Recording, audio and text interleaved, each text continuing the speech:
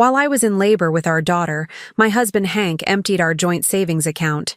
$127,000 gone in a single transfer. What he didn't know was that my real wealth was safely tucked away in accounts he never knew existed. The family fortune my grandmother left me would change everything. The nurse placed my newborn daughter in my arms, her tiny fingers wrapped around my index finger as tears of joy streamed down my face. This perfect moment, one I'd dreamed about for years, was interrupted by my phone buzzing repeatedly on the hospital nightstand. Before we jump back in, tell us where you're tuning in from, and if this story touches you, make sure you're subscribed, because tomorrow I've saved something extra special for you. I ignored it, focusing instead on counting her fingers and toes, marveling at how something so small could make me feel so complete. "Mrs. Rivera, where's your husband?" the nurse asked, glancing around the empty room. "Shouldn't he be here by now?" "He's on his way," I lied, the words bitter in my mouth. Hank had been unreachable for the past 6 hours. My water broke early that morning, and despite my repeated calls and texts, he hadn't answered. My neighbor Agnes had driven me to the hospital instead, staying until she had to leave for her afternoon shift. After Agnes left, I was truly alone. Well, not entirely. I had my daughter, Freya, named after my grandmother, the woman who had taught me that independence was the greatest gift I could give myself.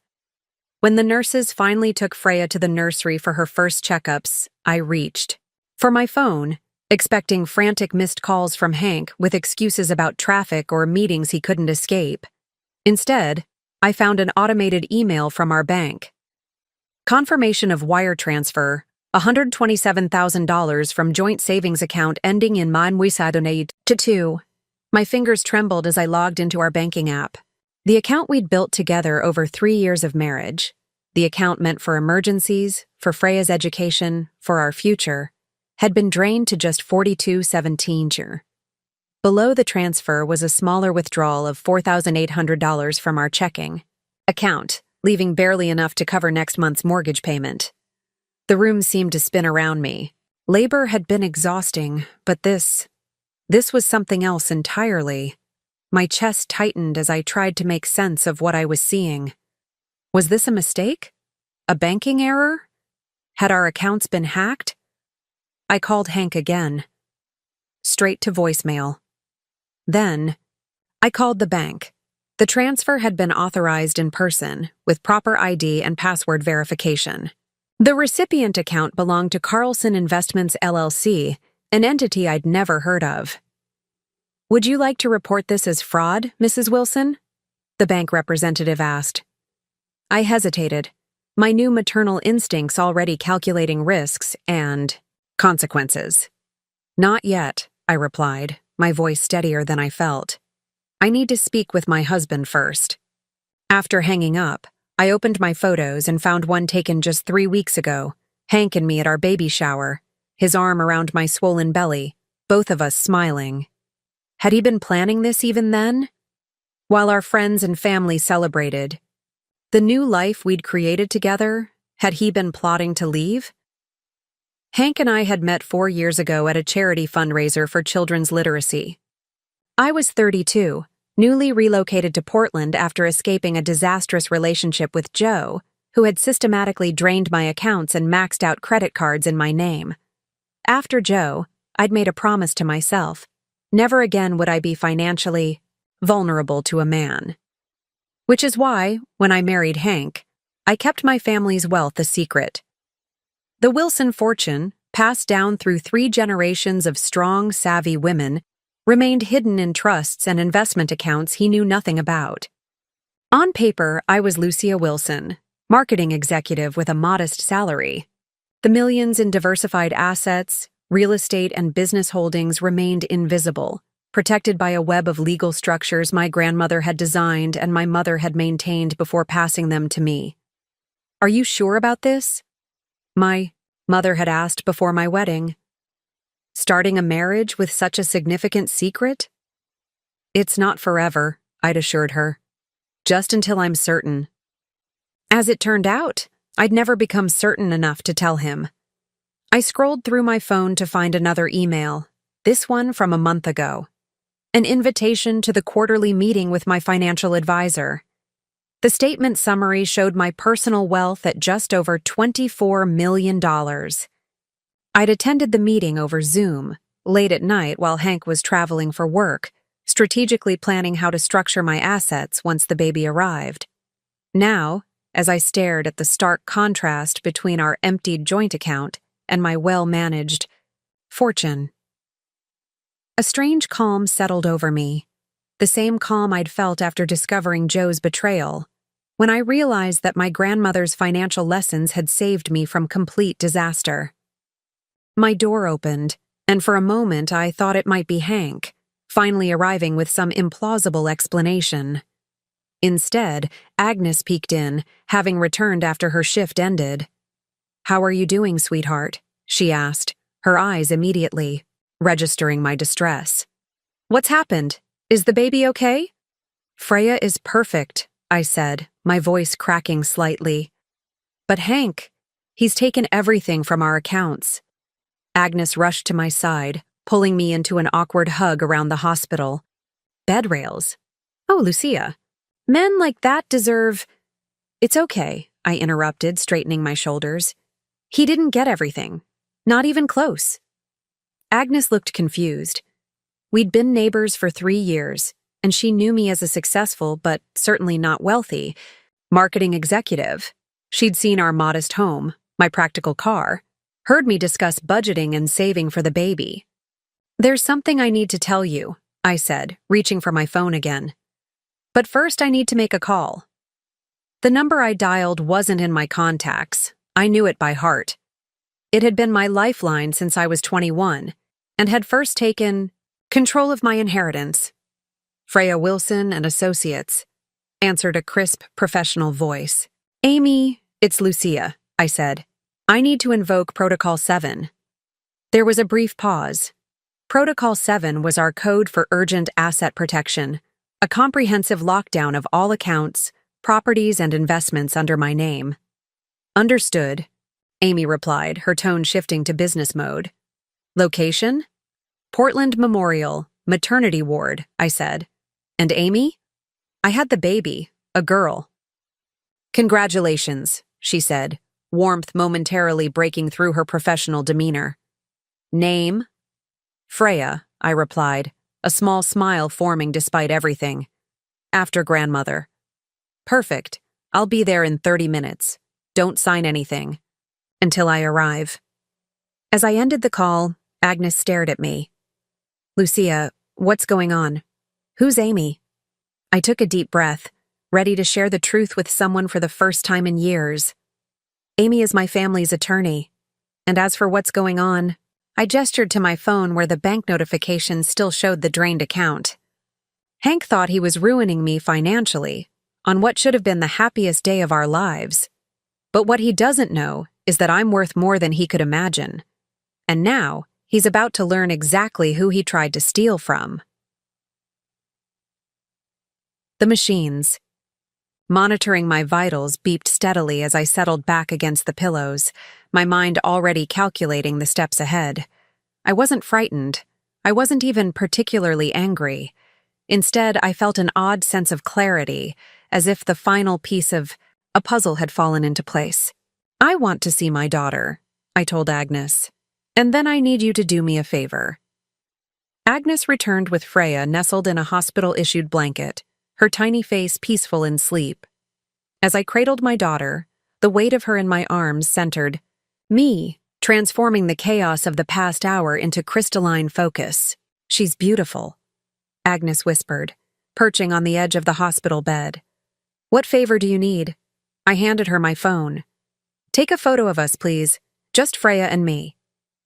Agnes looked confused but complied, capturing the moment, me holding my newborn daughter, my face composed despite the betrayal I'd just discovered. I examined the image, then nodded. "Perfect. Now I need you to send this exact message to Hank." "She has your eyes. Where are you?" Agnes typed the message, her fingers hesitating over the send button, Preparing and narrating this story took us a lot of time, so if you are enjoying it, subscribe to our channel. It means a lot to us. Now back to the story. Are you sure you don't want to confront him about the money? Not yet, I replied, adjusting Freya's blanket. Let him think I don't know. The calm that had settled over me wasn't shock or denial. It was a peculiar clarity I'd experienced only once before, when I discovered Joe's betrayal 6 years ago and realized I'd need to rebuild my life from scratch. That time, I'd been devastated, spending weeks cycling through grief, rage, and humiliation. This time was different. I felt none of the panic that typically accompanies financial disaster. No racing heart, no shallow breathing, no spiraling thoughts about impending homelessness or bankruptcy. Instead, I felt something unexpected, a strange sense of confirmation, as if a suspicion I'd been harboring had finally been proven true.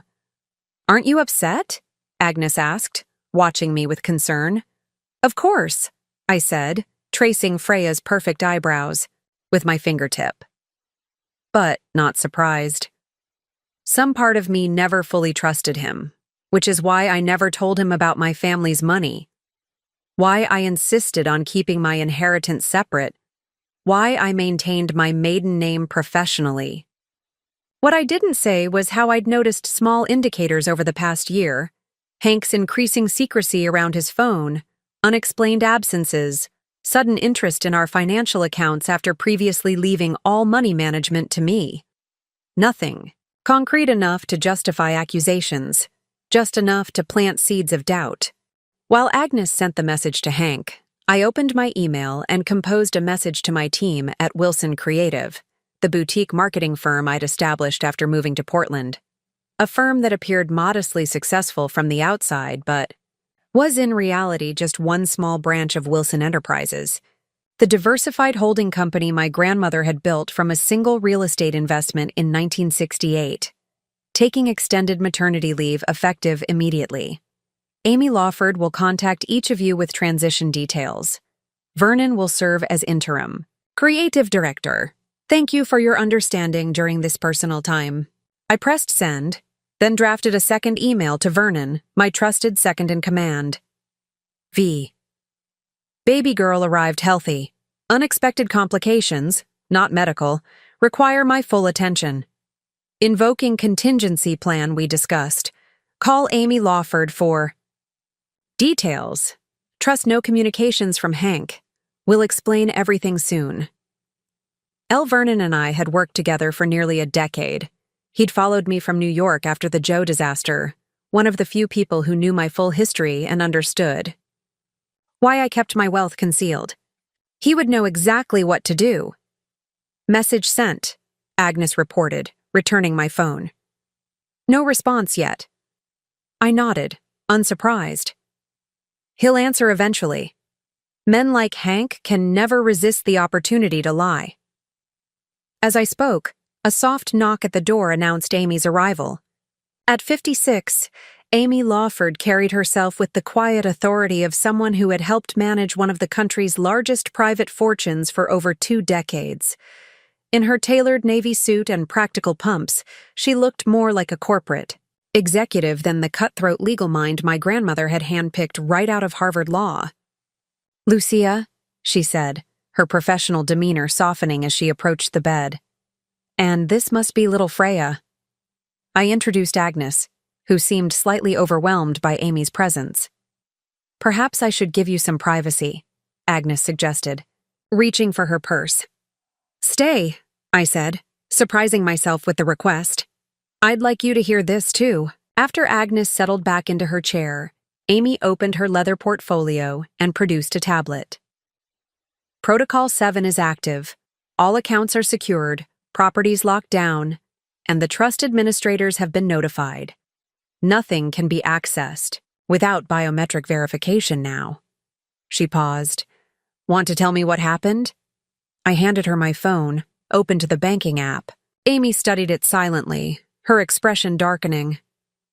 The timing suggests premeditation, she observed. Making his move while you were in labor. Cowardly, Agnes muttered. But predictable, I replied. He knows I'm organized. He knew I'd notice immediately if I wasn't distracted by childbirth. Amy nodded, making notes on her tablet. We've frozen the transferred funds. Carlson Investments appears to be a recently formed LLC. Wyoming registration, minimal disclosure requirements. We're investigating the principals now, but I suspect we'll find Hank's name eventually. Don't freeze the funds, I said, surprising both women. Let him think he got away with it, for now. Amy raised an eyebrow. May I ask what you're planning? I looked down at Freya, still sleeping peacefully despite the adult concerns swirling around her. I'm thinking of grandmother's favorite strategy, AT. Small smile crossed Amy's face. The long game. Exactly. Hank believes he's dealing with a vulnerable new mother who's just lost her financial security. That perception gives us an advantage. Like grandmother, like granddaughter, Amy murmured. She would be proud. Agnes looked between us, confusion evident on her face. I don't understand. Shouldn't you be calling the police, freezing accounts, doing something? I am doing something, I explained. I'm giving him enough rope to hang. Himself. The hospital room fell silent except for Freya's soft breathing and the steady beep of monitors. I felt an unexpected sense of liberation. The decision to keep my wealth secret from Hank had always weighed on me. A necessary deception that contradicted my desire for an honest marriage. Now that deception had proven justified, the burden of secrecy lifted. What do you need from me? Agnes asked finally. When I'm discharged tomorrow, I'd like to stay with you for a few days. I need to appear vulnerable and distraught. Someone who's just discovered her husband's betrayal and has nowhere else to go. Agnes nodded immediately. Of course, my guest room is yours for as long as you need. Thank you. I turned to Amy. And I need a complete background investigation on Hank, deeper than what we did before the wedding. Every account, every contact, every communication we can legally access. I want to know who he really is. Amy made another note. Already initiated. We should have preliminary results by tomorrow afternoon. As they discussed logistics, my phone vibrated with a message from Hank. Sorry I missed it. Emergency with the Seattle account. She's beautiful. We'll be there first thing tomorrow. Love you both. I showed the message to Amy, who photographed it with her phone. Documented, she said. Time-stamped evidence of his location claim. I didn't respond to Hank's message. Instead, I settled back against the pillows, exhaustion from labor finally catching up with me. Get some rest, Amy advised, standing to leave. Tomorrow, we start building your case. As my eyes grew heavy, I found myself thinking not of Hank's betrayal, but of my grandmother Freya, how she'd rebuilt her life after my grandfather abandoned her with 2 young children and a mountain of hidden debt. How she'd transformed that crisis into an empire through sheer determination and strategic patience. The best revenge, she used to tell me, is watching from your tower as they drown in the moat they dug themselves. The morning light filtered through the hospital blinds. As I fed Freya, marveling at how naturally she took to nursing despite being just hours old. A light knock at the door announced the arrival of Dr. Winters for her morning rounds. How are we doing today? She asked, checking Freya's vitals before examining my stitches. Any excessive pain or bleeding? Nothing unexpected, I replied, wincing slightly as I shifted position. Dr. Winters nodded approvingly. Your recovery is proceeding well. I see here you're scheduled for discharge at noon. Is someone coming to take you home? Before I could answer, my phone buzzed with a text from Hank. Stuck in Seattle traffic, flight delayed, might not make it for discharge. Can you ask Agnes to help? We'll meet you at home. Sorry, babe.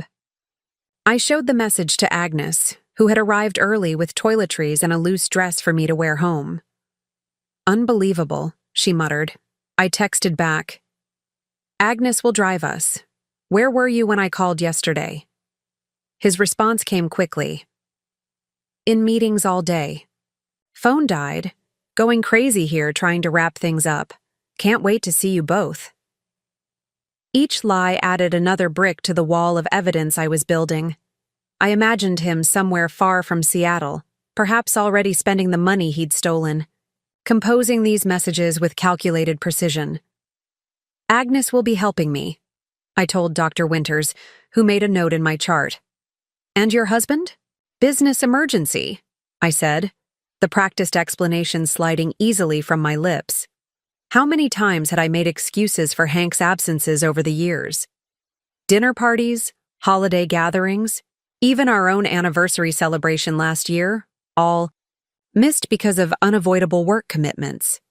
After Dr. Winters left, a hospital social worker arrived with discharge papers and new parent information.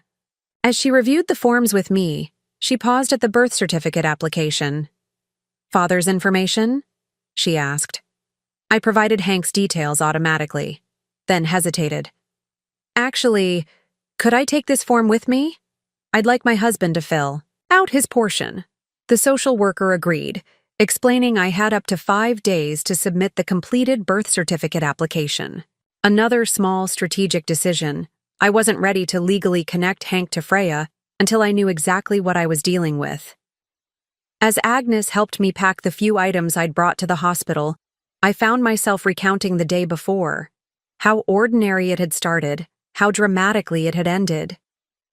I woke up around 5 with contractions, I told her, folding the soft receiving blankets the nurses had given us. Hank was already gone, supposedly for an early meeting before his flight to Seattle.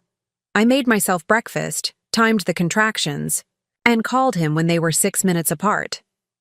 And he didn't answer, Agnes finished, her voice laden with disapproval. "Not the first call or the second or the fifth," I confirmed. "By then, my water had broken and I called you." What I didn't tell Agnes was how I'd felt in those moments, not just the physical pain of contractions, but the emotional ache of facing childbirth alone. Despite my financial independence and professional success, I had wanted a true partner in Hank. Someone to share the journey of parenthood, to hold my hand through the scary parts, to be the father I'd never really had. Myself, the irony wasn't lost on me. My own father had disappeared when I was 2, leaving my mother to raise me alone until she remarried when I was 10. My stepfather, Vernon Sr., had been kind but distant, more colleague than parent to my driven mother. He died when I was in college, leaving my mother comfortable but once again alone. The Wilson women seemed destined for self-reliance. "What if he comes home while we're at my place?" Agnes asked, interrupting my thoughts. "He won't," I said confidently. "Whatever story, he's concocted needs time to play out. He'll claim travel delays, maybe even stretch it to tomorrow." "How can you be so sure?" I zipped my small duffel bag, considering how to explain. When you've been lied to before, really systematically deceived, you develop a sense for the patterns. Joe, my ex-boyfriend, would create elaborate scenarios, designed to extract maximum sympathy while concealing his true activities. Hank is different in many ways, but the fundamental playbook is the same. Agnes nodded, though I could tell she didn't fully understand the calm certainty with which I predicted Hank's behavior. How could she? She hadn't experienced the meticulous betrayal I had endured with Joe, who had spent 2 years systematically draining my accounts while convincing me his financial emergencies were temporary setbacks in his fledgling investment. Career Joe, who had proposed with a ring bought using my own credit card. Joe, who had disappeared the day after I confronted him with bank statements showing he had stolen nearly $300,000 from me. The money hadn't mattered much. It was only a small fraction of my true wealth, which Joe never discovered thanks to my grandmother's strict compartmentalization of our family's assets. But the betrayal had shattered my trust, sending me fleeing from New York to Portland, where I reinvented myself as a moderately successful marketing executive, keeping my true financial status hidden from everyone I met, including, eventually, Hank. By 11:30, the discharge nurse arrived with a wheelchair. Hospital policy required me to be wheeled to the exit, though I felt physically capable of walking. Agnes had already installed the car seat in her Subaru, and as the nurse helped me into the passenger seat, I glanced back at the hospital entrance, half expecting to see Hank rushing toward us with flowers and apologies. The entrance remained empty. "He's not coming," Agnes said gently, starting the engine. "I know," I replied, adjusting Freya's blanket in her car seat. "And that's valuable information." The drive to Agnes's Victorian duplex in the Selwood neighborhood took 20 minutes. I spent the time on my phone, sending a carefully crafted email to Hank detailing our discharge and explaining that I would be staying with Agnes until you get home, since I didn't feel comfortable being alone so soon after giving birth. His response came as Agnes was helping me up her front steps. "Good idea, babe. Flight now scheduled for tomorrow a.m. We'll come straight to Agnes's. Need anything?"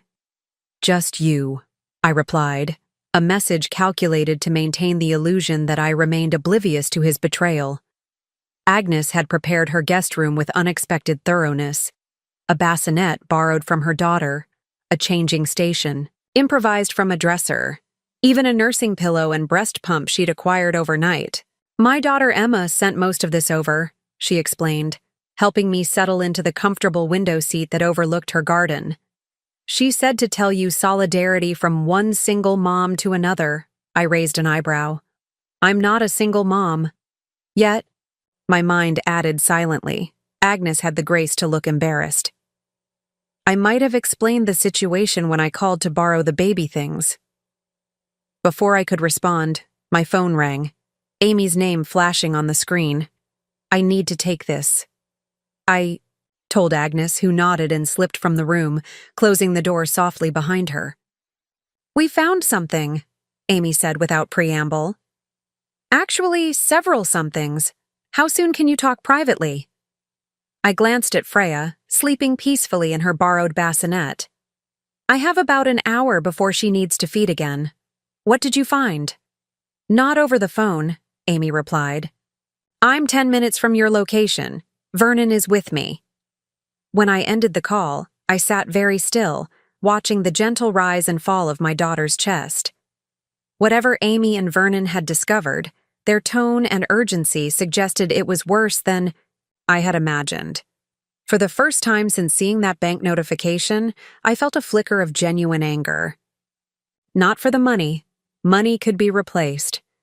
But for the timing, for making what should have been one of the most joyful days of my life into the beginning of yet another betrayal. "Your father has terrible timing," I whispered to Freya. "But he has no idea who he's dealing with." Amy arrived exactly 10 minutes later, Vernon following close behind carrying a sleek aluminum laptop case. They entered Agnes's guest room with the quiet efficiency of people accustomed to handling sensitive matters in private settings. Vernon, tall and meticulously groomed as always, broke protocol to give me a gentle hug before setting his case on the small writing desk. "She's beautiful, Lucia," he said, glancing at Freya. "Congratulations."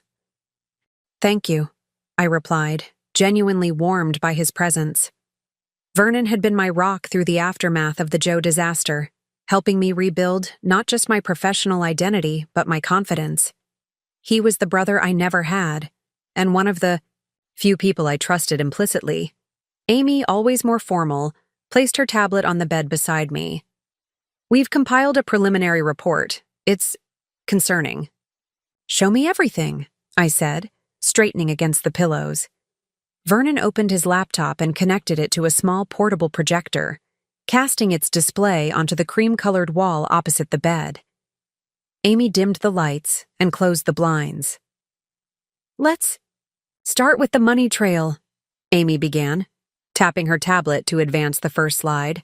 "The $127,000 from your joint savings went to Carlson Investments, LLC, which we now know is registered to a Carson Whitfield. That's Hank's middle and mother's maiden names." "Predictable," I murmured. "From there," Vernon continued, "the funds were immediately dispersed to 3 separate accounts." He pointed to a flowchart showing the money's movement. $42,000 went to pay off a credit card in the name of Melanie Hargrove. $38,000 was transferred to a down payment account at Northwest Realty, and the remaining $47,000 went to a checking account under the names Henry and Melanie Whitfield. Melanie Hargrove, I repeated, the name utterly unfamiliar to me. Who is she? Amy swiped to a new slide showing a woman's driver's license photo. Melanie Hargrove was strikingly attractive, early 30s, long auburn hair, the kind of polished beauty that comes from expensive maintenance. She's a pharmaceutical sales representative based in Seattle, Amy explained. According to social media, she's been divorced for approximately 18 months. No children. Vernon added, their connection appears to date back at least 11 months, based on cross-referenced location data from their respective social media accounts. They were at the same Seattle hotel during Hank's supposed business trips in June, September, and December of last year, and February and April of this year.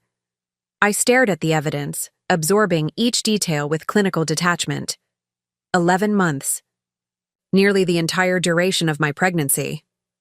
While I was growing our child, Hank had been cultivating an entirely separate life. The Northwest Realty payment, I said, redirecting my focus to the financial trail. What property? Vernon clicked to a new slide showing a modern townhouse in Seattle's Belltown neighborhood. 2-bedroom condo, $950,000 list price. Down payment of $190,000 required. Hank's withdrawn approximately $152,000 from various accounts over the past 4 months, presumably saving for this purchase. The $38,000 was the remainder needed, I concluded. They're buying a place together. Closing date is next Thursday, Amy confirmed. Both names on the mortgage application. I nodded slowly, processing the information. The condo purchase explained why Hank had been so insistent that I handle our household finances alone over the past year. Not out of trust or delegation, as he'd claimed, but to conceal his systematic draining of his personal accounts. What? About the credit card debt? I asked. Amy brought up a new screen showing months of statements. Primarily luxury purchases. Designer clothing, jewelry, high-end restaurants. Weekend trips to Vancouver and San Francisco. The card was maxed out, at $42,000 with a 24% interest rate. He paid off her credit card before paying the mortgage down payment in full, Vernon observed. Interesting prioritization. Indeed it was. The pattern was becoming clear.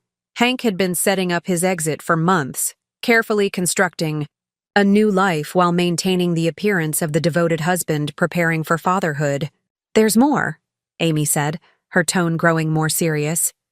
We found evidence suggesting this isn't his first time doing this. The next slides detailed a pattern that made my stomach clench. Before me, Hank, or Henry Whitfield, as he'd apparently been known then, had been briefly married to a woman named Rebecca Turner in Chicago. Their marriage had lasted 18 months and ended when Rebecca was 6 months pregnant. Court records showed she had filed for divorce citing financial fraud and abandonment. He left his pregnant wife? I whispered, instinctively glancing toward Freya, and took approximately $95,000 from their joint accounts. Vernon confirmed grimly. Sound familiar? The pattern continued. Before Rebecca, there had been Stephanie Oakes in Minneapolis, not married but engaged, also subjected to financial manipulation before Hank disappeared. 3 women in 7 years, each relationship overlapping with the next, each ending with a significant financial loss for the woman involved. This is his methodology, Amy explained. He targets financially stable women, preferably with assets or good income, establishes legitimacy through marriage or engagement, then creates a solid pretext for accessing joint funds before disappearing, with a significant sum. The pregnancy angle appears to be newer, perhaps an evolution of his strategy. It provides the perfect distraction, I said, the pieces fitting together with horrible clarity. A woman in late pregnancy or with a newborn is vulnerable, overwhelmed, less likely to immediately pursue legal action or contact authorities. Vernon nodded. Precisely. He's refined his approach over time. The final slides showed something unexpected. A marriage license application filed in King County, Washington, dated just 3 weeks ago. The names Henry Carson Whitfield and Melanie Ann Hargrove. He's marrying her? I asked, genuinely surprised. While still married to me? Bigamy would be the least of his legal problems at this point, Amy noted dryly. I sat back against the pillows, taking slow, measured breaths. The evidence before me told a clear story. Hank wasn't just a cheater or an opportunistic thief. He was a calculated predator with a documented pattern of behavior spanning nearly a decade. Have you traced the $4,800 from our checking account? I asked, remembering the smaller withdrawal. Vernon clicked to a new slide. Airline tickets, 2. First-class tickets to Bora Bora, departing next Friday, 1 day after the scheduled condo closing. A honeymoon, I said flatly. Presumably, Amy agreed. I studied each piece of evidence, each transaction, each pattern of deception. The completeness of Hank's betrayal should have been devastating, but instead, I felt an odd sense of professional admiration. The man had orchestrated an elaborate exit strategy, timed precisely to maximize his gain while minimizing his risk of consequences. Had I been anyone else, had I not been a Wilson woman, raised with my grandmother's paranoid approach to financial security, his plan would have worked perfectly. He thinks I'm financially ruined, I said slowly. Unable to pursue him legally because I need every resource for the baby. By the time I could recover enough to take action, he and Melanie would be established elsewhere, perhaps with new identities. That appears to be the strategy, Amy confirmed. I looked at Freya again, now stirring slightly in her bassinet, her tiny face scrunching in what would soon become hunger. Everything Hank had done, every lie, every manipulation, every stolen dollar seemed insignificant compared to what he was walking away from. The chance to know his daughter. What do you want to do? Vernon asked gently. I turned back to face them, decision already crystallizing. Everything he's done is documented? You have forensic evidence? Amy nodded. Chain of custody maintained, all legally obtained. Good, I said, my voice steadying with resolve. Because we're not just going to recover what he stole from me. We're going to make sure he never does this to another woman. As Freya began to fuss, signaling the end of our meeting, I outlined the beginnings of a plan. One that would require patience, precision, and the full resources of the Wilson fortune. We move in silence for now, I instructed. No contact with authorities yet. I want to understand the full scope of his operation before we act. Vernon packed up his equipment as Amy made notes on her tablet. And I need one more thing, I added as they prepared to leave. Find Rebecca Turner. I want to speak with her. Later that evening, after Agnes had gone to bed and Freya was sleeping soundly in her bassinet, I sat in the window seat with my grandmother's journal open on my lap. I hadn't read it in years, but the familiar looping handwriting provided comfort as I confronted the parallels between her life and mine. Freya Wilson Sr. had been 26 when my grandfather emptied their accounts and disappeared with his secretary, leaving her with 2 young children and a foreclosure notice on their modest home. It was 1968, a time when divorced women faced significant social and financial obstacles. Without marketable skills or family support, most would have crumbled under the weight of such abandonment. But grandmother Freya wasn't most women. When Roger left, I discovered an unexpected gift she'd written in her journal. Freedom from pretense.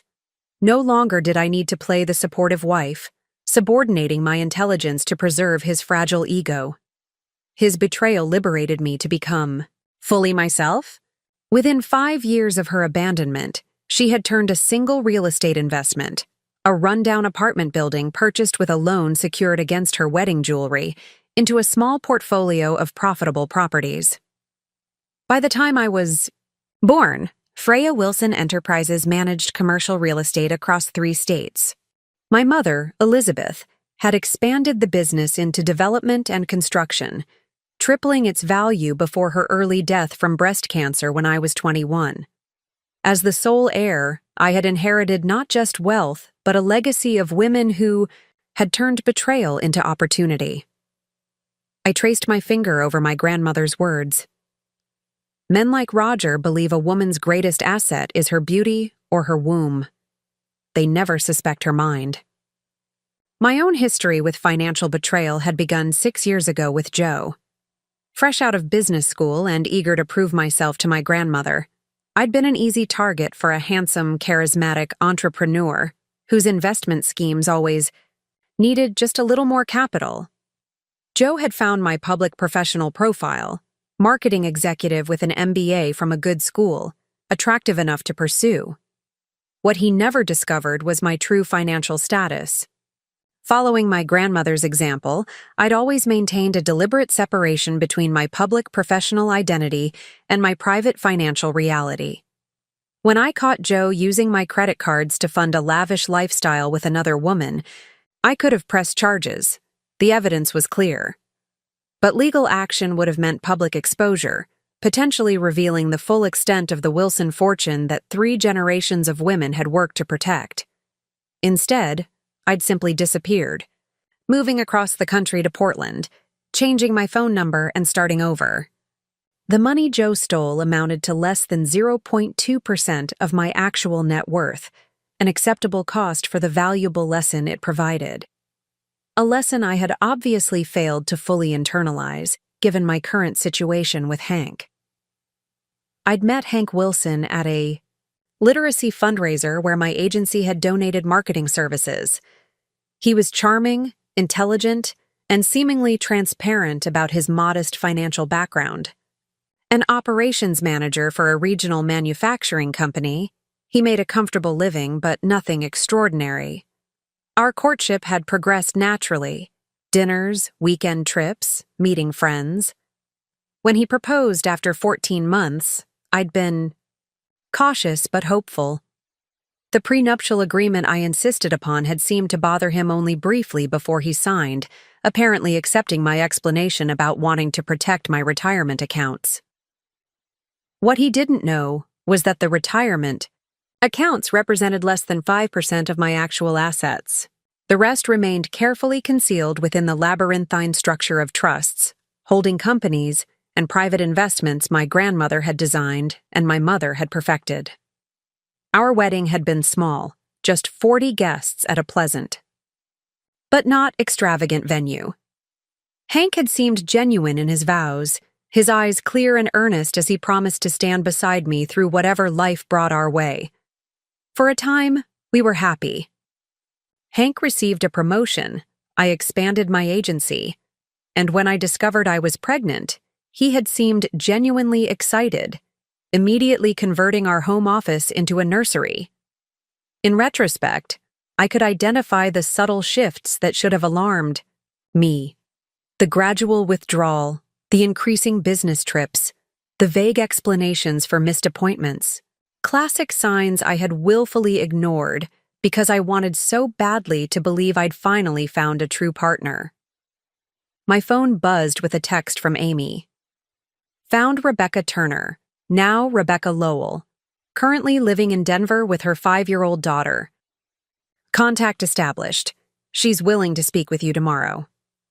I sent a quick acknowledgement, then returned to my grandmother's journal, flipping to the last entry she'd written before her death 8 years ago. The pages were worn from multiple readings, the ink slightly faded, but her final advice remained as clear as ever. My dearest Lucia, remember that fortune provides freedom only when properly protected. Trust must be earned through consistent action, not granted through legal ceremony. Keep your assets close, your independence closer, and your wits closest of all. Men may come and go, but the Wilson women endure. I closed the journal and rested my hand on my sleeping daughter's back, feeling the gentle rise and fall of her breathing. We endure, I whispered, and we thrive. Another text arrived, this one from Hank. Flight confirmed for tomorrow. Can't wait to meet our little girl. Love you both so much. I didn't reply. His lies would serve me better unanswered. The video call with Rebecca Lowell began awkwardly. She appeared hesitant, her dark hair pulled into a messy bun, circles under her, eyes suggesting the perpetual exhaustion of single motherhood. "I'm not sure what I can tell you that would help," she said after our introductions. "It's been 5 years since Henry disappeared." "Henry," I repeated, noting her use of Hank's full name. "Did you know him as Henry Whitfield?" She nodded. "Yes, though I later discovered his birth certificate listed him as Henry Carson Wilson. The Whitfield came from his mother, apparently." I adjusted Freya in my arms, and Rebecca's expression softened at the sight of my newborn. "Your daughter is beautiful," she said. "How old?" 3 days, I replied. Her eyes widened. 3? She stopped, realization dawning. "He did it to you too? While you were in labor?" I nodded, and the awkwardness between us dissolved, replaced by the immediate bond of shared experience. "Hospital. Delivery room," Rebecca confirmed grimly. I was 7 centimeters dilated when the nurse mentioned a call from the bank about unusual activity. By the time I held Jasmine, he'd taken everything we had, about $90,000. "Did you pursue legal action?" I asked, already knowing the answer from Amy's research but wanting to hear Rebecca's perspective. "I tried," she sighed, "filed police reports, hired a lawyer I couldn't afford, but Henry had covered his tracks well. The money disappeared through a series of transfers, and without funds for a proper investigation." She shrugged. Being a new single mother took priority over chasing a ghost. I shifted slightly, deliberately angling my laptop camera to capture more of Agnes's guest room, the modest furnishings, the borrowed baby items, nothing suggesting wealth or resources. "I understand completely," I said softly. "I'm in the same position now. He took everything, and with Freya to care for." Rebecca's expression hardened. "That's his calculation, isn't it? That we'll be too overwhelmed with newborn care to fight back effectively, too financially drained to pursue him legally?" "Exactly," I agreed. "It's a deliberate strategy." Rebecca hesitated, then asked, "Did he marry you under his real name? Or was it another alias?" "Hank Wilson," I replied. "Though I've just learned that's not his legal name either." She whistled low.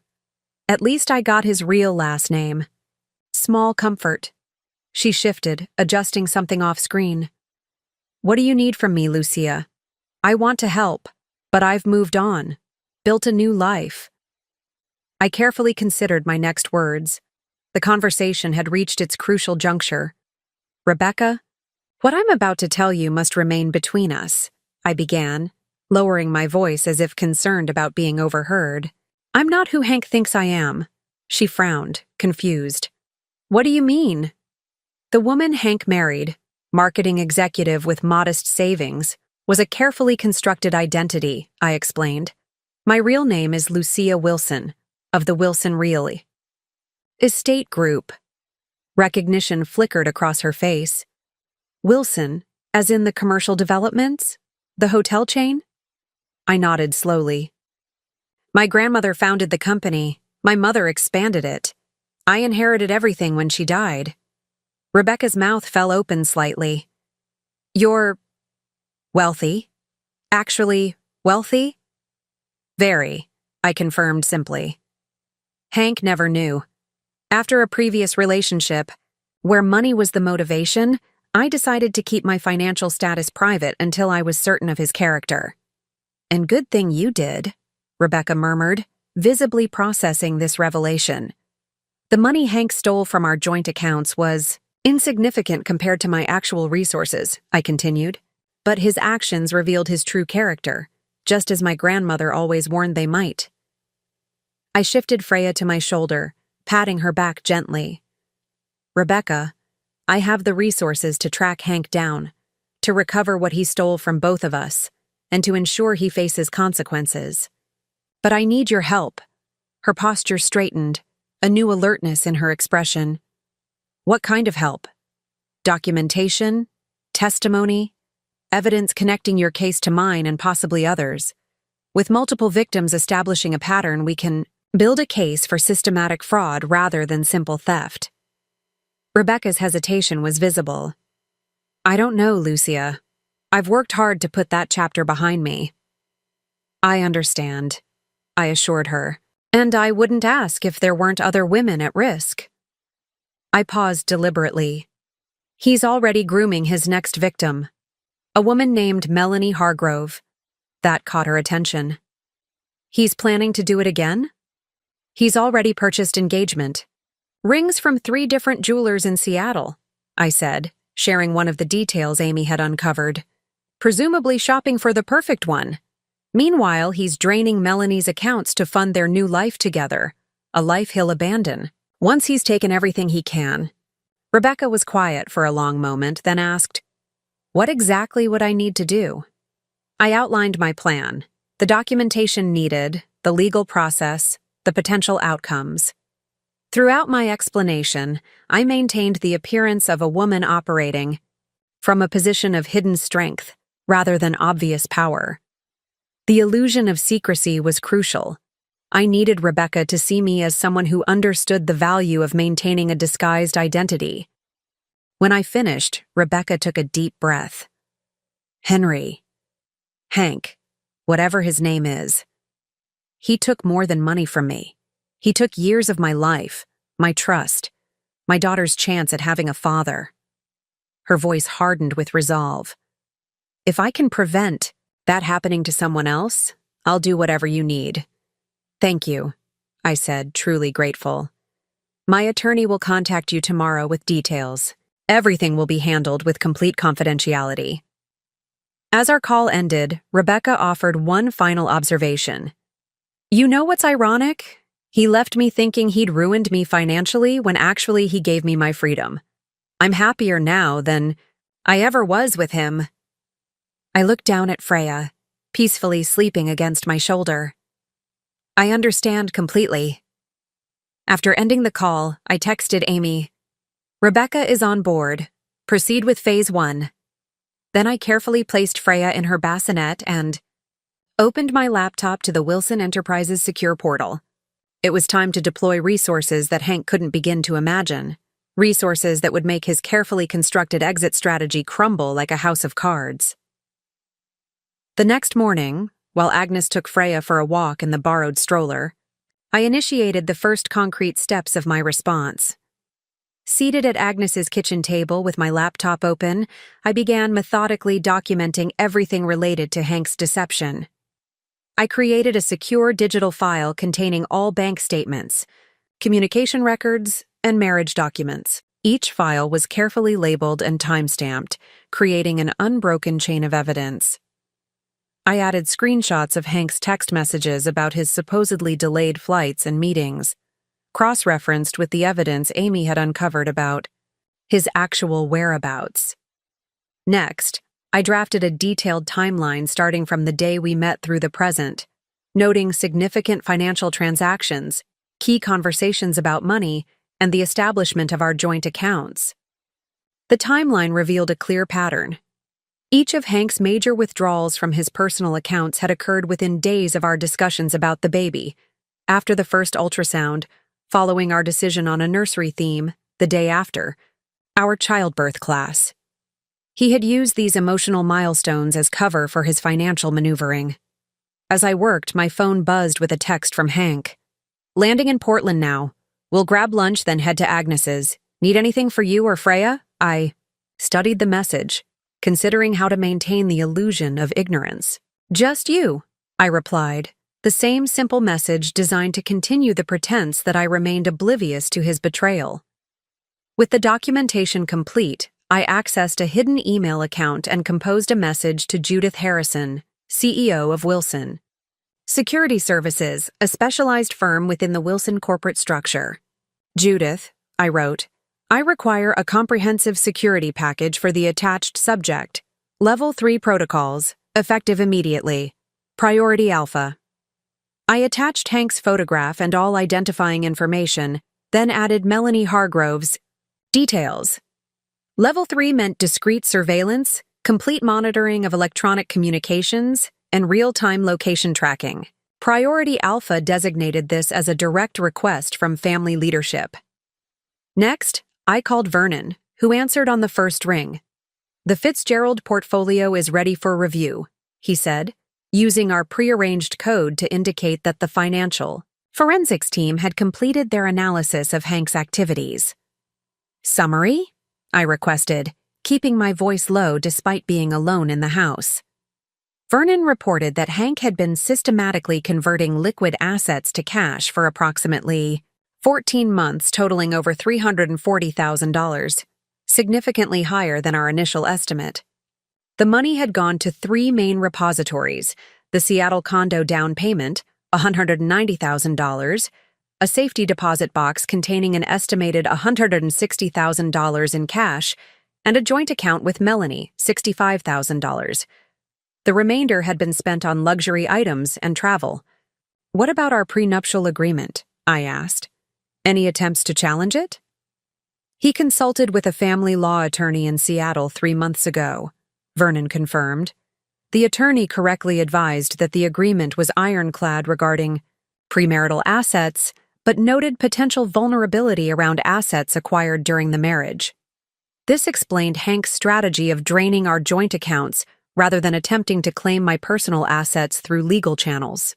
The prenuptial agreement, which he had signed without thorough review, protected my premarital wealth, but contained deliberate ambiguity around joint assets, ambiguity that had served as bait. Have Amy prepare documentation for a restraining order, I instructed. We won't file yet, but I want it ready. As I closed my laptop, I heard Agnes's key in the front door. Through the window, I could see a silver sedan parked across the street, the car Amy had assigned for my security detail. The quiet, methodical work of the morning had settled me, transforming fear and betrayal into purposeful action. The first moves had been made. Now it was time to see how Hank would respond. Agnes returned with a sleeping Freya and news that several neighbors had stopped her to offer congratulations. As Agnes prepared tea, I sat in the living room, gazing down at my daughter's peaceful face. In my pocket, I carried a small object I'd retrieved from my emergency go-bag, a smooth river stone, no larger than a $50, with a single word etched into its surface: foundations. My grandmother had given it to me on my 21st birthday, the day I officially inherited my portion of the Wilson estate.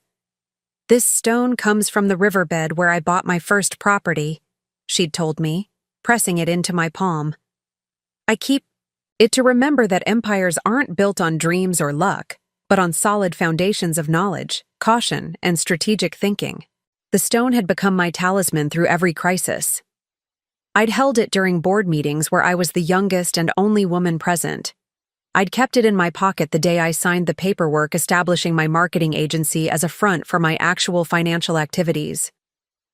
And I'd clutched it tightly the day I discovered Joe's betrayal, drawing strength from its solidity when everything else seemed to be crumbling. Now, as I waited for Hank's next move, I found myself returning to my grandmother's core philosophies, the principles that had guided 3 generations of Wilson women through personal and financial challenges. The first principle: information is power. My grandmother had built her initial real estate portfolio by knowing more than her competitors about zoning changes, development plans, and property values. My mother had expanded our holdings by analyzing market trends before they became obvious to others, and I had protected myself from Hank's betrayal by maintaining a vital information asymmetry. He thought he knew everything about our finances, while I kept the truth carefully concealed. The second principle: patience creates opportunity. Men rush, my grandmother often said, because they believe time is running out. Women wait because we know time reveals truth. Her most profitable investments had come from properties held for decades, developing value while others sought quick returns. The third principle: structure protects substance. The elaborate legal framework surrounding the Wilson fortune, the trusts, holding companies, and diversified assets, wasn't mere financial engineering. It was a defensive architecture designed by women who understood that wealth makes you a target, especially as a woman. And the fourth principle, never confuse a legal partnership with an actual alliance. My grandmother had learned this through her disastrous marriage to my grandfather. My mother had internalized it during her business dealings with men who viewed her as a figurehead, rather than the actual power behind Wilson Enterprises. Marriage is a legal construct, my grandmother once told me. But trust must be earned daily through consistent action, not granted through ceremony. Agnes returned with tea, interrupting my reflections. "You seem deep in thought," she observed, setting the tray on the coffee table.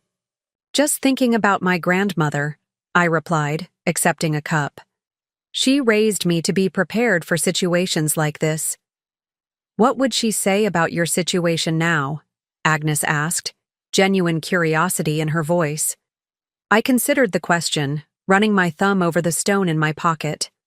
She'd say that Hank's betrayal isn't a failure, but a confirmation, that the precautions I took weren't paranoia, but wisdom, and that the path forward isn't about revenge, but strategic response. One of her favorite sayings was, "Men who steal. What isn't theirs eventually lose what is," I continued, shifting Freya to my shoulder. She believed that dishonesty creates vulnerability, that every deception leaves a trail, every betrayal creates an opportunity for justice. My phone buzzed. With a text from Hank. "Caught in traffic, be there by 3. Can't wait to meet our daughter." Another lie. The tracking systems Vernon had activated showed Hank's phone still at the Portland airport, not in transit to Agnes's house at all.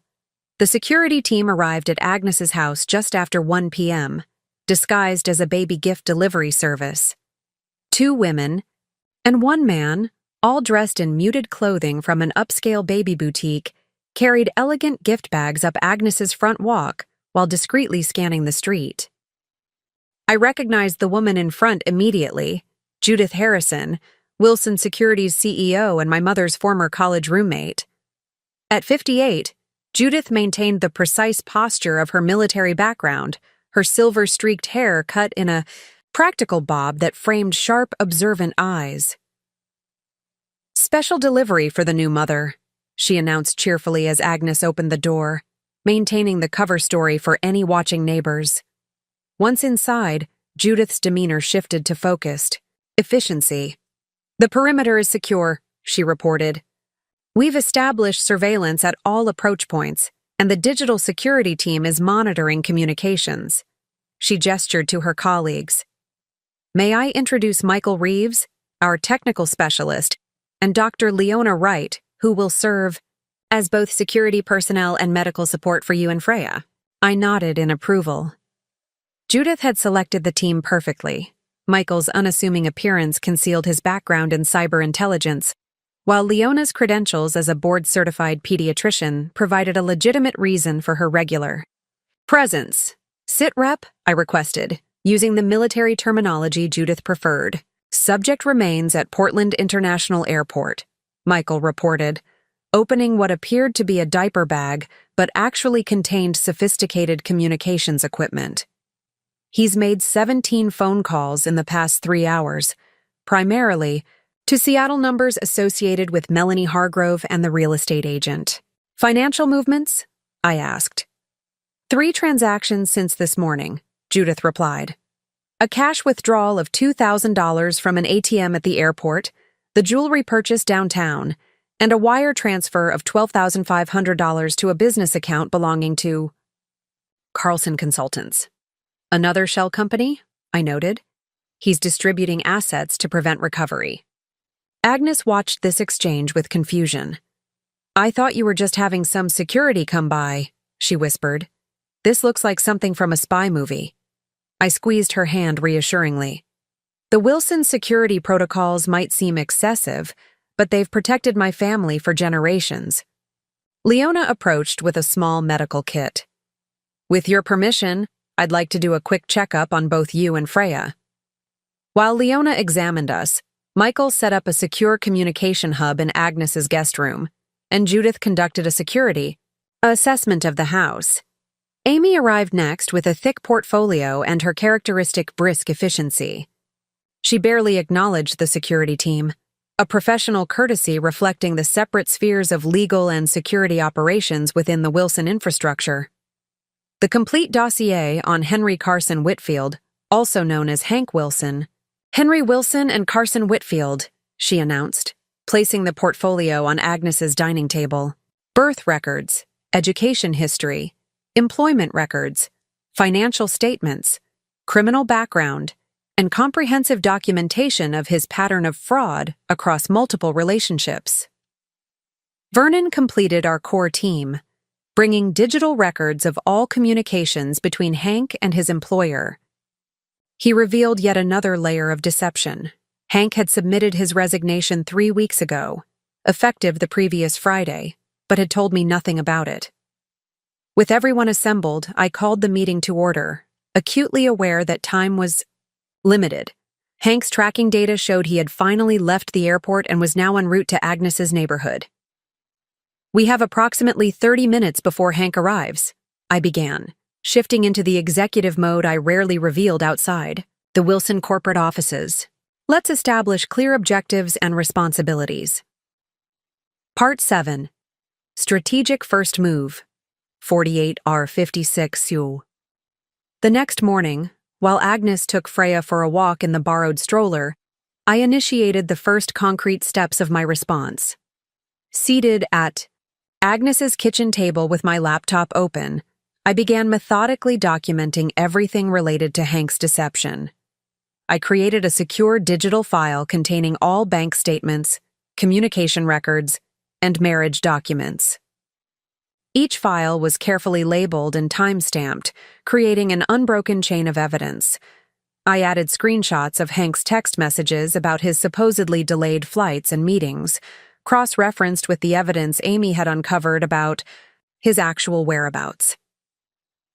Next, I drafted a detailed timeline starting from the day we met through the present, noting significant financial transactions, key conversations about money, and the establishment of our joint accounts. The timeline revealed a clear pattern. Each of Hank's major withdrawals from his personal accounts had occurred within days of our discussions about the baby. After the first ultrasound, following our decision on a nursery theme the day after. Our childbirth class. He had used these emotional milestones as cover for his financial maneuvering. As I worked, my phone buzzed with a text from Hank. "Landing in Portland now. We'll grab lunch, then head to Agnes's. Need anything for you or Freya?" I studied the message, considering how to maintain the illusion of ignorance. "Just you," I replied. The same simple message designed to continue the pretense that I remained oblivious to his betrayal. With the documentation complete, I accessed a hidden email account and composed a message to Judith Harrison, CEO of Wilson Security Services, a specialized firm within the Wilson corporate structure. "Judith," I wrote, "I require a comprehensive security package for the attached subject. Level 3 protocols. Effective immediately. Priority Alpha." I attached Hank's photograph and all identifying information, then added Melanie Hargrove's details. Level 3 meant discrete surveillance, complete monitoring of electronic communications, and real-time location tracking. Priority Alpha designated this as a direct request from family leadership. Next, I called Vernon, who answered on the first ring. "The Fitzgerald portfolio is ready for review," he said, using our pre-arranged code to indicate that the financial forensics team had completed their analysis of Hank's activities. "Summary," I requested, keeping my voice low despite being alone in the house. Vernon reported that Hank had been systematically converting liquid assets to cash for approximately 14 months, totaling over $340,000, significantly higher than our initial estimate. The money had gone to 3 main repositories: the Seattle condo down payment, $190,000, a safety deposit box containing an estimated $160,000 in cash, and a joint account with Melanie, $65,000. The remainder had been spent on luxury items and travel. "What about our prenuptial agreement?" I asked. Any attempts to challenge it? He consulted with a family law attorney in Seattle 3 months ago, Vernon confirmed. The attorney correctly advised that the agreement was ironclad regarding premarital assets, but noted potential vulnerability around assets acquired during the marriage. This explained Hank's strategy of draining our joint accounts rather than attempting to claim my personal assets through legal channels. The prenuptial agreement, which he had signed without thorough review, protected my premarital wealth, but contained deliberate ambiguity around joint assets, ambiguity that had served as bait. Have Amy prepare documentation for a restraining order, I instructed. We won't file yet, but I want it ready. As I closed my laptop, I heard Agnes's key in the front door. Through the window, I could see a silver sedan parked across the street, the car Amy had assigned for my security detail. The quiet, methodical work of the morning had settled me, transforming fear and betrayal into purposeful action. The first moves had been made. Now it was time to see how Hank would respond. Hank arrived exactly as Judith had reported, bearing an ostentatious bouquet of roses and a small gift bag with the Garrison Jewelers logo embossed in gold. His performance was flawless, eyes widening. At the sight of Freya, voice catching with manufactured emotion as he whispered, "She's perfect." I played my role with equal precision, accepting his kiss on my forehead, thanking him for the flowers, expressing appropriate gratitude for the diamond pendant he fastened around my neck with hands that lingered just long enough to seem loving. "I'm so sorry about the travel delays," he said, his voice a masterpiece of contrition.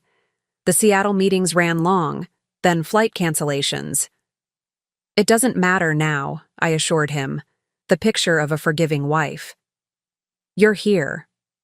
Agnes watched from the kitchen doorway, her expression carefully neutral despite the disgust I knew she felt.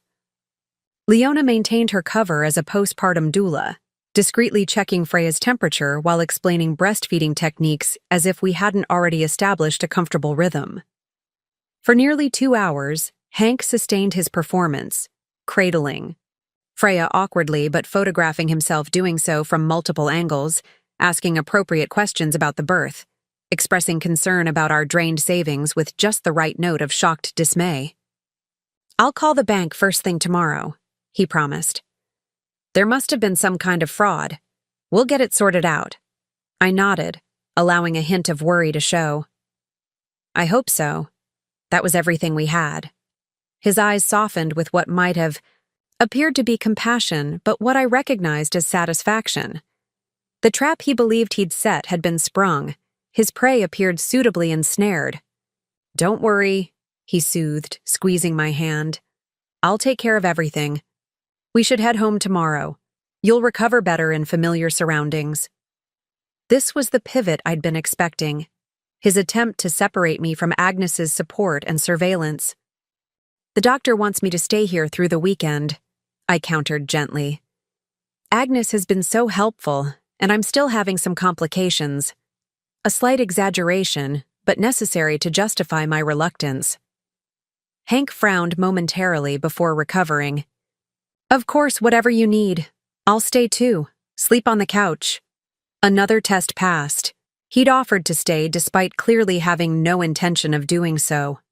Within 30 minutes, his phone buzzed with what I knew was a fabricated emergency. Call from work, requiring his immediate attention. "I'm so sorry," he said, all earnest regret. "Critical issue with the Seattle account. I need to handle this tonight, but I'll be back first thing tomorrow." He kissed me again, this time on the lips. "I love you both so much." After he left, Agnes locked the door and leaned against it. "That was the most disturbing thing I've ever witnessed," she declared. "He didn't mean a single word." "No," I agreed, removing the diamond pendant and placing it in an evidence bag Michael provided. "But he said exactly what we needed him to say." Judith entered from the back door where she'd been monitoring the interaction. "Subject is departing the neighborhood. GPS tracker indicates movement toward downtown Portland." "Phase 1 complete," I noted, returning to my seat at the dining table where the team had reconvened. Let's proceed with Phase 2. While Hank believed he was executing the final steps of his escape plan, we were implementing a strategy designed not just to recover what he had stolen from me, but to dismantle his entire operation. A strategy that had been developing in my mind since the moment I saw that bank notification. A strategy guided by my grandmother's philosophy of patient, methodical response to betrayal. Unlike the immediate, emotional reactions Hank had counted on, the Wilson approach to crisis had always been calculated and comprehensive. We didn't just solve problems, we transformed them into opportunities. The long game, my grandmother called it, is always more satisfying than the quick strike. Later that night, after the team had departed and Agnes had gone to bed, I stood before the bathroom mirror, studying my reflection in the harsh fluorescent light. The woman looking back at me appeared outwardly unchanged. The same dark hair, now pulled into a messy bun, the same eyes perhaps slightly shadowed from new motherhood, the same features that had smiled beside Hank in countless photographs documenting our life together. Yet internally, a transformation had occurred. The woman who had entered the hospital as Hank's wife, anxious about his absence but still believing in the partnership they had built, no longer existed. In her place stood someone I recognized from years before, the woman who had emerged from Joe's betrayal, clear-eyed and resolute. I removed the diamond pendant from its evidence bag and examined it closely. 3 carats, princess cut, set in white gold with small accent stones. Flashy but not extraordinarily expensive, precisely as I had predicted. The gift of a man who understood the appearance of generosity, but not its substance. I returned it to the bag, labeling it with the date and circumstances of receipt. From my toiletry bag, I retrieved the wedding band Hank had placed on my finger 3 years earlier. I had removed it in the hospital when my fingers had swollen during labor, and hadn't put it back on since seeing the bank notification. Now, looking at the simple gold band, I felt nothing. No sentimentality, no attachment, not even anger. It was merely an object, a prop in a performance that had reached its final act. I placed the ring in another evidence bag, labeling it carefully. Then I unpinned my hair, letting it fall around my shoulders, and washed my face clean of the minimal makeup I had applied for Hank's visit.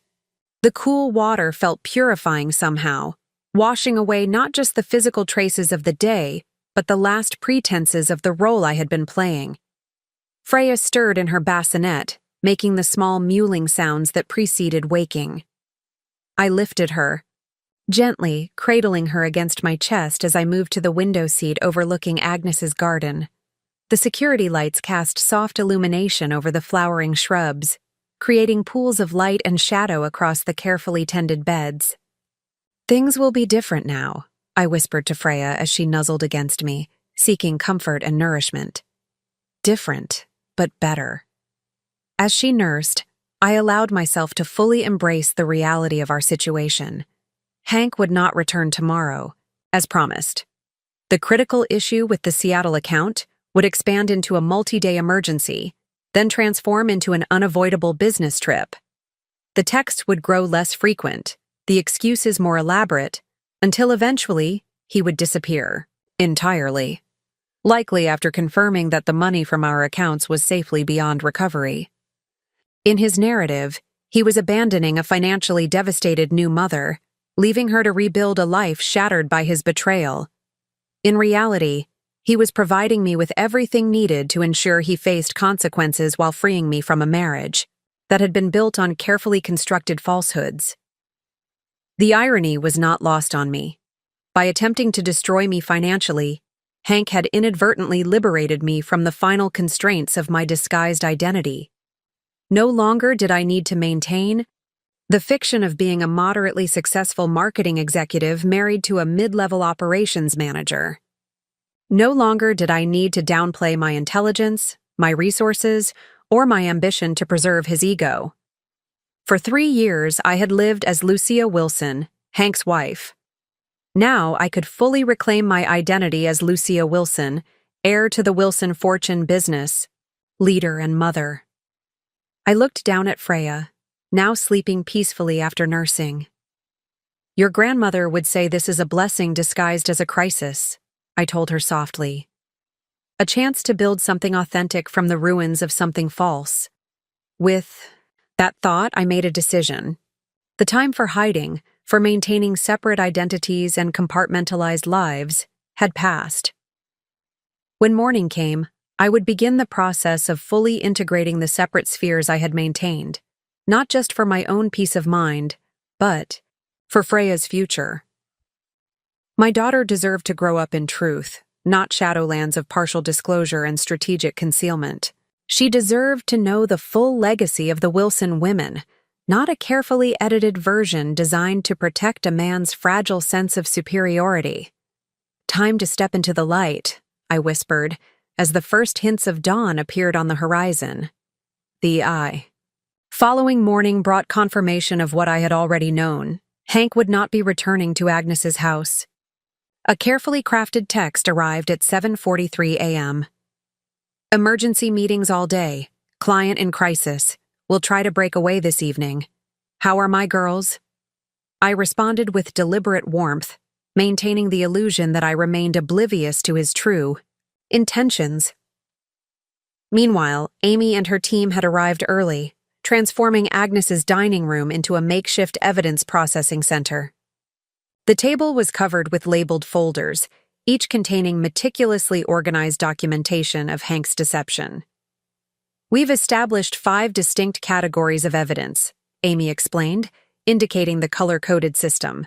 Financial records in blue, communication records in green, witness statements in yellow, pattern documentation in red, and physical evidence in black. I examined each category carefully, impressed by the thoroughness of their work. The financial records detailed not just Hank's theft from our joint accounts, but the systematic liquidation of his assets over the preceding 14 months. Bank statements, withdrawal slips, wire transfer confirmations, each transaction meticulously documented and cross-referenced. The communication records were equally comprehensive. Text messages, emails, phone logs, and social media interactions, all revealing the careful construction of his parallel life with Melanie. Most damning were the messages where he discussed our finances, sharing confidential information about my income and savings with his mistress. This violates both your prenuptial agreement and Washington state privacy laws, Amy noted, highlighting specific exchanges. The unauthorized disclosure of financial information alone provides grounds for significant civil penalties.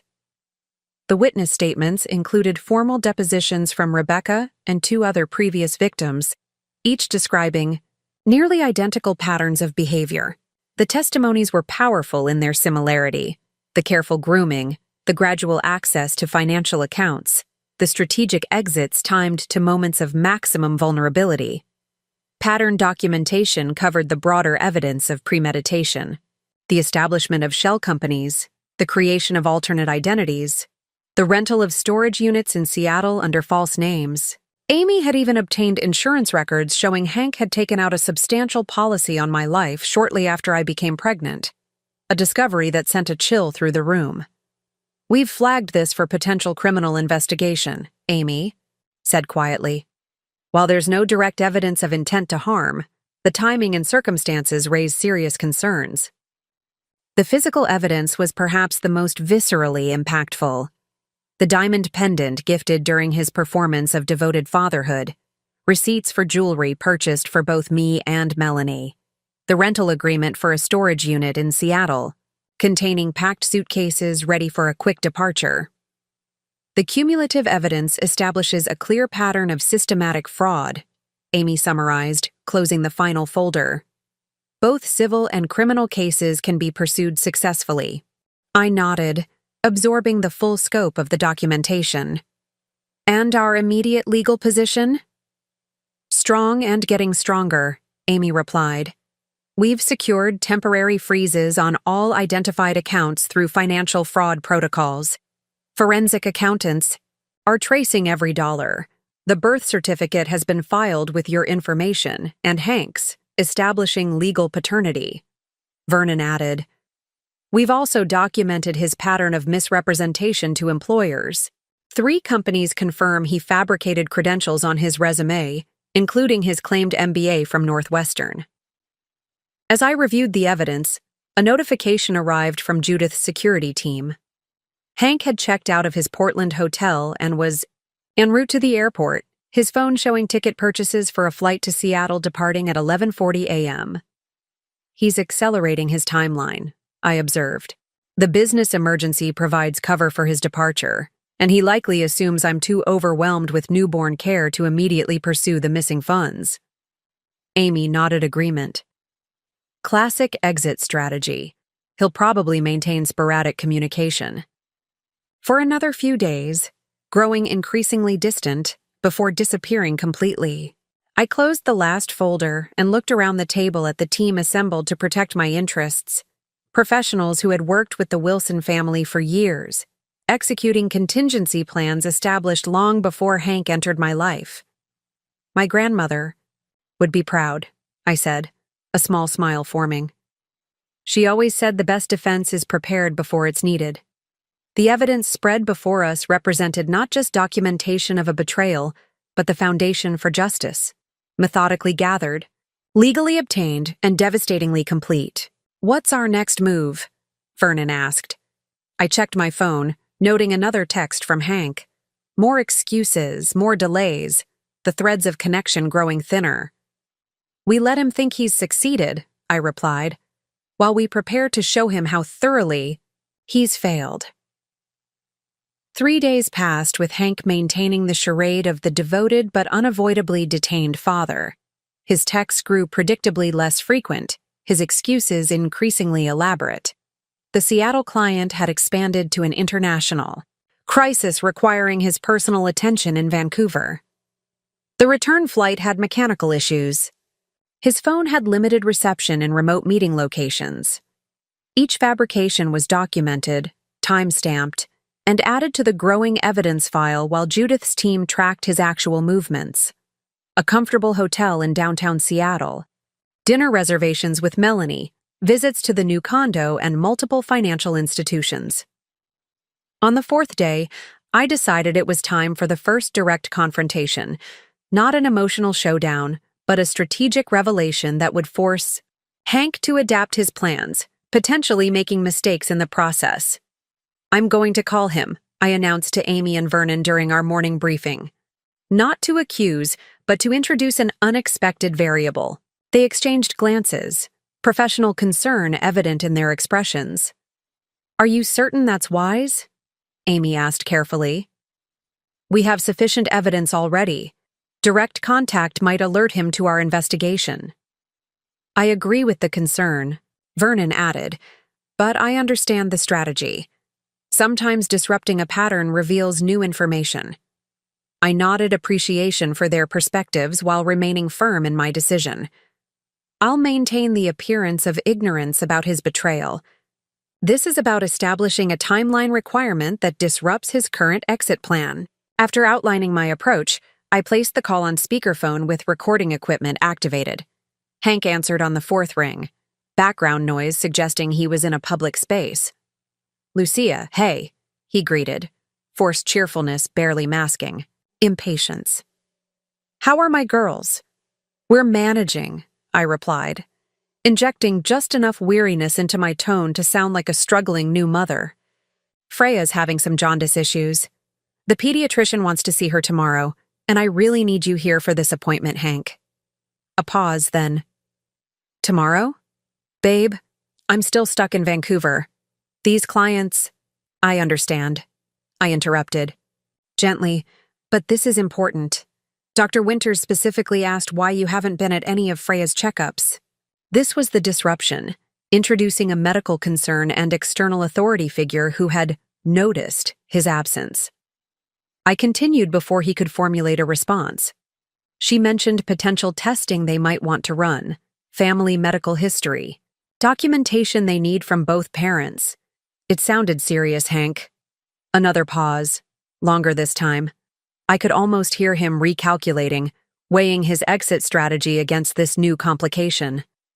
"What time is the appointment?" he finally asked.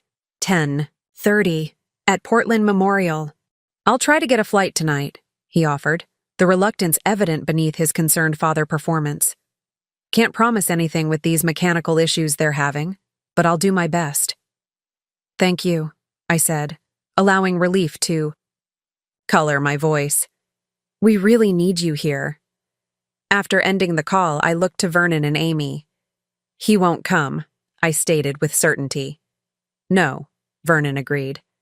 "But he'll have to create a new excuse, something substantial enough to justify missing. A medical appointment for his newborn.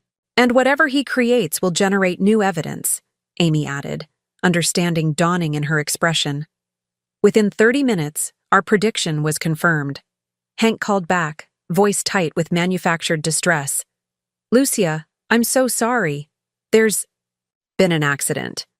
Jack from the Vancouver office was in a serious car crash, and I'm the only one who can handle the client transition. They've asked me to stay through the weekend." He paused for effect. "I tried to explain about Freya, but millions in contracts are at stake. I'll make it up to both of you, I promise." "Of course," I soothed, playing my role perfectly. "Family. Emergencies come first. I understand." After hanging up, I turned to Amy. "Contact the Vancouver office. Confirm there's no employee named Jack, no accident, no client emergency." "Already on it," she replied, typing rapidly on her tablet. Vernon checked the flight tracker on his laptop. He's just purchased a one-way ticket to Bora Bora, departing tomorrow at 6 a.m., connecting through Los Angeles. I nodded, a grim satisfaction settling over me. So he's accelerated his final exit. The appointment request forced his hand. The confrontation had achieved exactly what I'd intended, disrupting Hank's carefully constructed timeline and pushing him toward hasty actions that created additional evidence. His fictitious Vancouver emergency would be easily disproven, adding another documented lie to our case file. The sudden ticket purchase suggested panic rather than planned departure, indicating he feared I might begin questioning his absences more aggressively. "Alert Judith," I instructed Vernon. "I want surveillance increased at all transportation points, and contact the federal authorities. It's time to formally file the fraud complaints." As Vernon made the necessary calls, I found myself reflecting on the subtle power of strategic confrontation. Without revealing my knowledge or resources, I had altered the trajectory of Hank's escape plan, creating new vulnerabilities we could exploit in the process. My grandmother would have approved.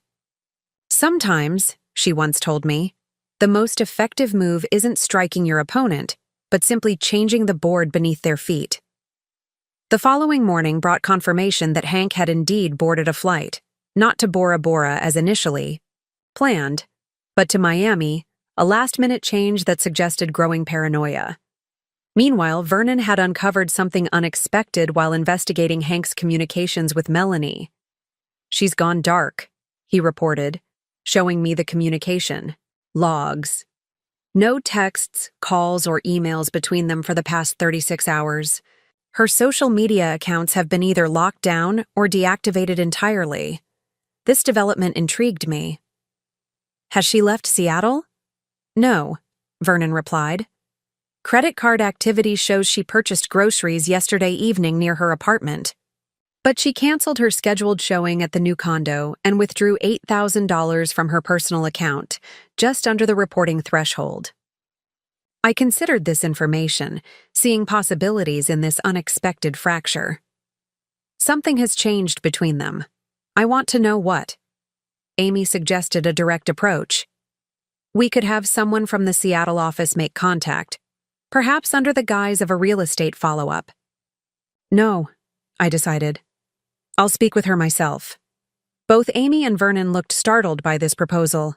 "That presents significant risks," Amy cautioned. "Direct contact could compromise our legal strategy." "Or strengthen it," I countered. "Melanie clearly has doubts. She may be more valuable as a witness than a co-defendant."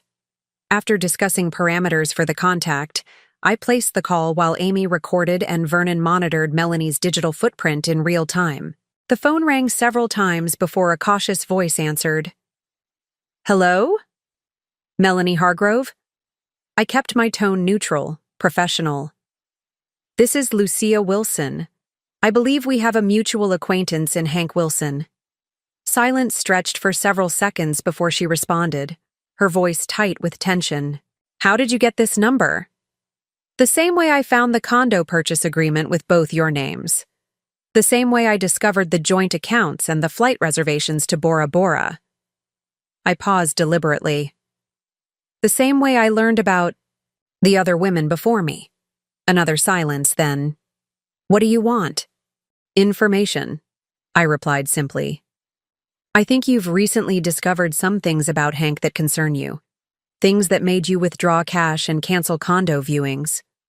Her sharp intake of breath confirmed my suspicion. "You've been watching me? Protecting my interests," I corrected. "Just as you're now protecting yours." The line went quiet again, but she didn't hang up, a promising sign. Finally, Melanie spoke, her voice lower, almost confessional. "I found some documents in his laptop bag 3 days ago. Financial statements with different names, blank ID templates." She hesitated. "And a draft email to someone named Carson about meeting in Belize next month. Not Bora Bora with me." This was new information, another identity, another escape plan that apparently didn't include Melanie. I kept my voice steady, sympathetic. "He's done this before, Melanie, multiple times." "I'm starting to realize that," she admitted, bitterness edging her words. "The perfect man with the perfect plan for our perfect future." God, I sound so stupid saying it out loud. "You're not stupid," I assured her. "He's practiced at this. Tell me about how you met." As Melanie described her whirlwind romance with Hank, the chance meeting at a pharmaceutical conference, his persistent courtship, the gradual integration into her financial life, the pattern was unmistakable.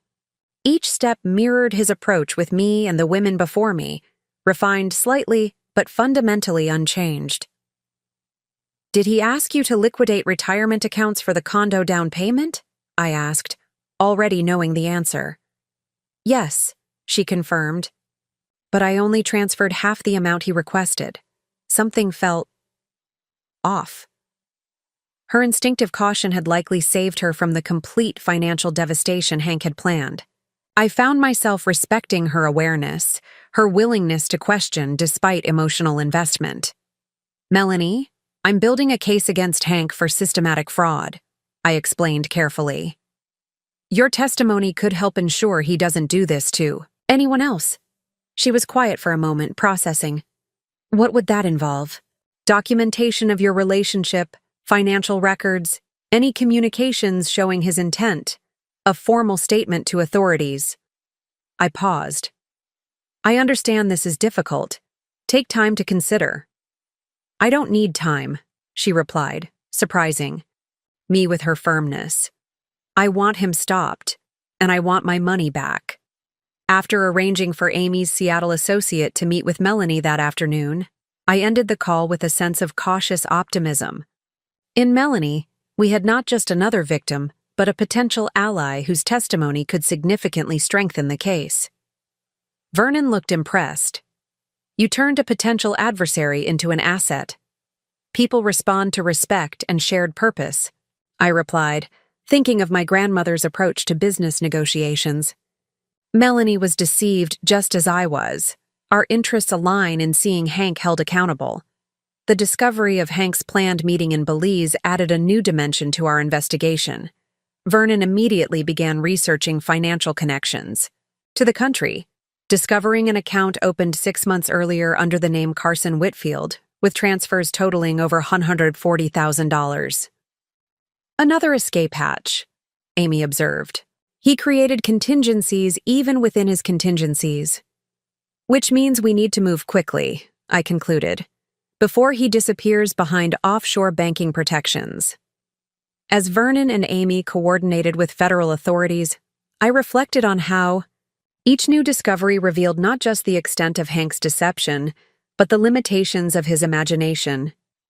For all his elaborate planning, he had relied on the same basic strategies, the same predictable escape routes, never considering that he might have chosen a target capable of not just tracking his movements, but anticipating them. In this, he had made the same fundamental error as my grandfather and Joe, underestimating a Wilson woman's capacity for strategic response. 1 week after Hank's departure, as Freya entered her second week of life, our team gathered at the lake house for final preparation before executing the endgame strategy. I had relocated there 3 days earlier, when it became clear that Hank had abandoned his pretense of returning to Portland. The secluded property, surrounded by 20 acres of wooded hillside overlooking a private lake, provided both security and serenity as we prepared for the confrontation ahead.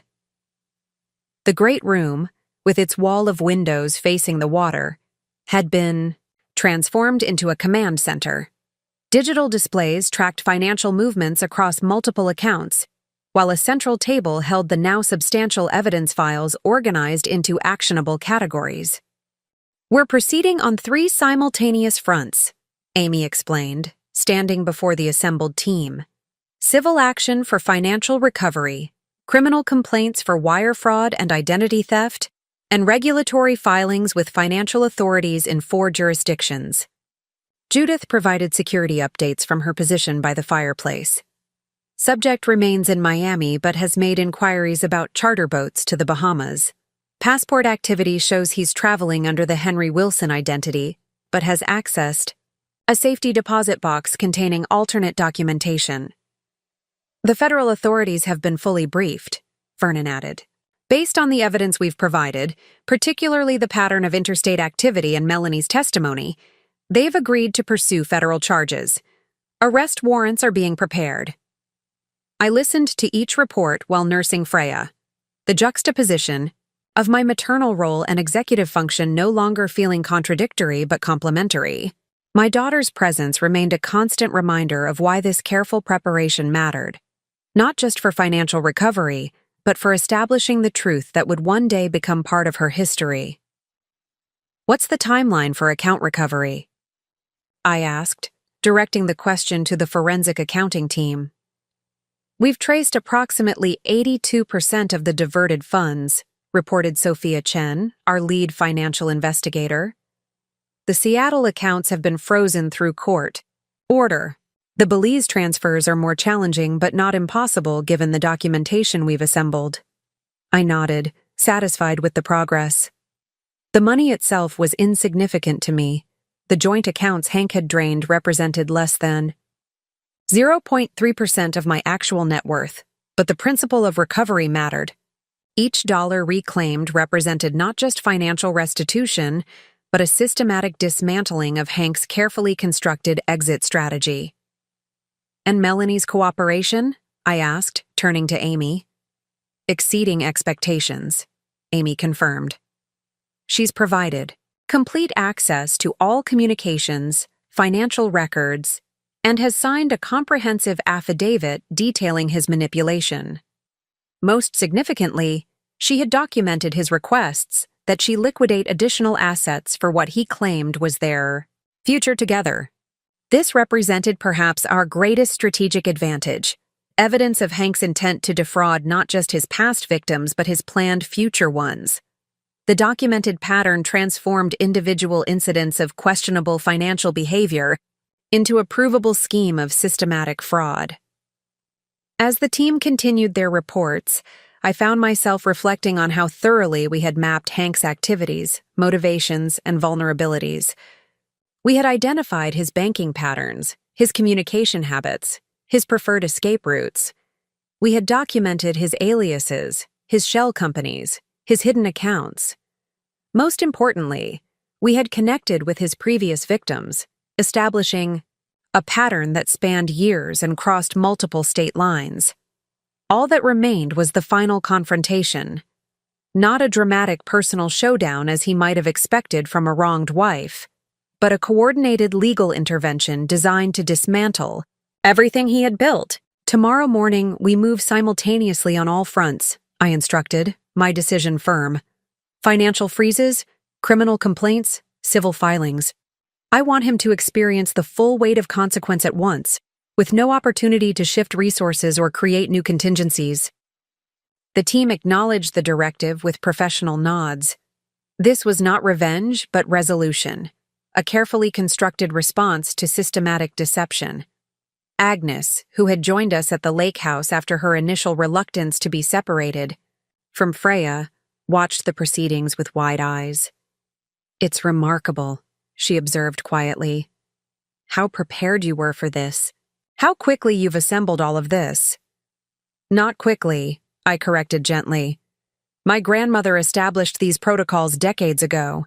Each generation of Wilson women has refined them, hoping they would never be needed but ensuring they would be available if they were."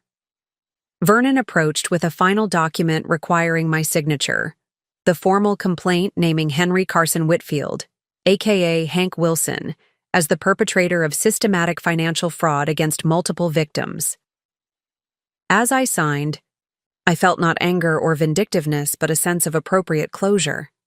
Tomorrow would bring consequences that Hank had never anticipated, from a source he had fundamentally underestimated.